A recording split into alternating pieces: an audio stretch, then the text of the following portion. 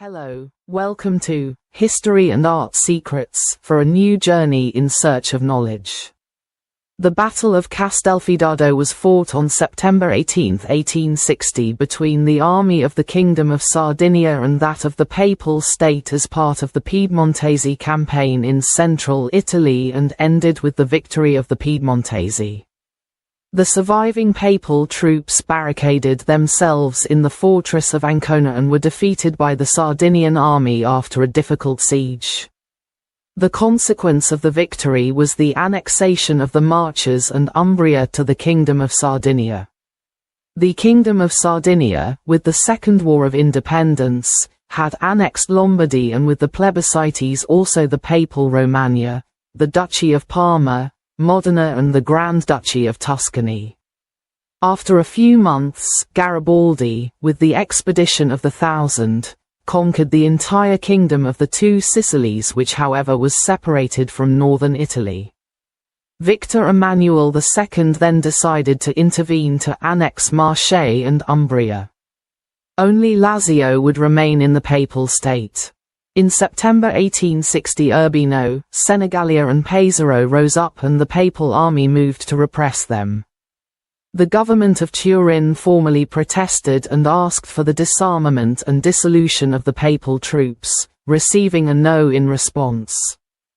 Consequently, on September 11, the Piedmontese army under the command of General Manfredo Fanti penetrated Marche and Umbria by forced marches. The Papal States wanted to barricade themselves in Ancona where they could resist for months while waiting for reinforcements through the port. The Papal army, made up of mercenaries from all over Europe, was commanded by the French General Christophe de Lamoriciere and Georges de Pomodan. De Pomodan's troops from Lazio moved towards Narni, Spoleto, Tolentino, Macerata, trying to reach the stronghold of Ancona. The army of the Marches and Umbria led by Manfredo Fanti, consisted of two army corps, one under the command of General Enrico Caldini and the other by General Marozzo della Rocca. In total 39,000 men, 2,500 horses and 77 pieces of artillery. The troops, from Romagna, divided into two sections. One marched along the coast and to Pesaro and encountered papal resistance. The other advanced southwards passing through the Apennines and through Urbino. The two sections reunited in Jesi, crossed Osimo and then headed towards Ancona, but before reaching it, the Piedmontese stopped at Castelfidardo.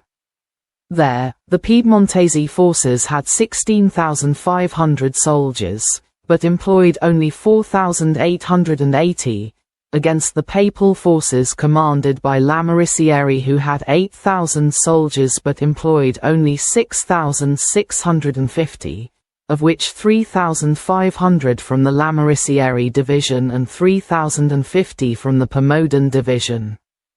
In the hamlet of Crocette, Piedmontese soldiers reconnoitering near the Musone River spotted the papal troops, camped waiting to move to Ancona.